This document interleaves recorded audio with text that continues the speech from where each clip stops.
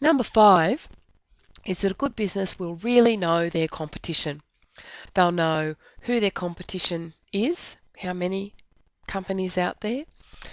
They'll know how their competition positions themselves, that is, how their competition says to the market how they deliver the benefits that they're seeking. And looking at all of their competition, they'll see where their niche is, where those under met areas of the market are that they can really shine in. Number 6, which is related to number 5, is a good business will be able to describe its unique selling proposition, otherwise known as USP. The USP is about how that business is different according to what the customer's needs are. So how is my business different from all of my competitors in the way that my business meets the needs of the customer? Interestingly, a unique selling proposition means that you have no competitors because there's nobody who can deliver your services in the way that you deliver them to meet your customers' needs. Of course, a unique selling proposition is best described through what in marketing we call a positioning statement, which is a single sentence of 5 to 7 words that describes what you deliver in terms of benefits to the customer and how you deliver it.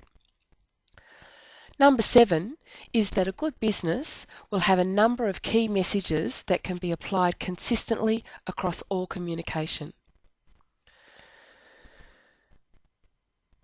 These will be messages that speak to customers' needs. I often talk about, if you imagine that customers are walking around out there with their ears open to things that are going to meet their needs.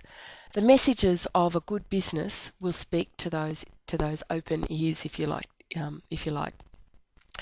The messages will present the business in the best light and clearly show how the business can help the customer, and the messages will be presented consistently across all communication.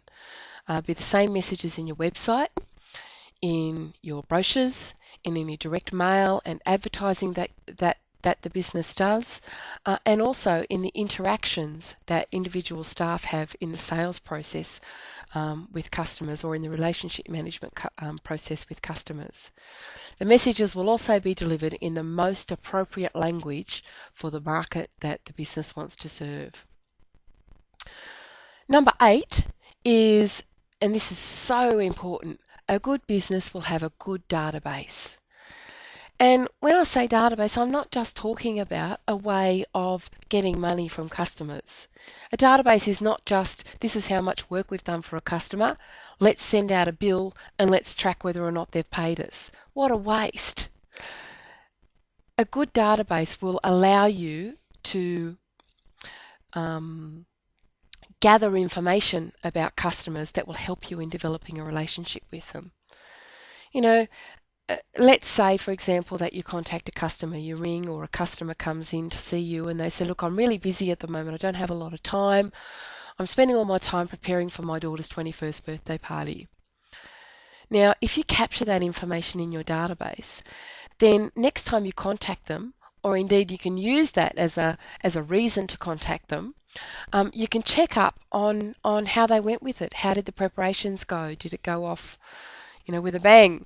The customer will appreciate that you've taken an interest in their personal situation, and they'll be more open to you developing a longer-term relationship with them. A database is all about building rapport. In marketing, we talk about the golden rule of contacting a customer or touching a customer every 90 days. There seems to be some science about that, in that less than 90 days and customers might not appreciate the frequency of the contact. More than 90 days and they tend to forget you. So 90 days is a good 90 days or 3 months is a good goal. That's at least 4 times every year to contact customers. Now the reasoning behind that is that we can't assume every time we contact a new customer that they're going to be ready to buy what we have to offer, particularly if that's something that costs a bit of money. Customers don't hand out money as easy as they hand out buying a soft drink if it's for something, like building work, for example, or real estate services. So they're not always ready to buy. But if you keep in contact with them through a phone call or an email or even a newsletter every 90 days, then when they come to a point where they are ready to buy, they're much more likely to remember your business as one that can meet their needs. That's really important.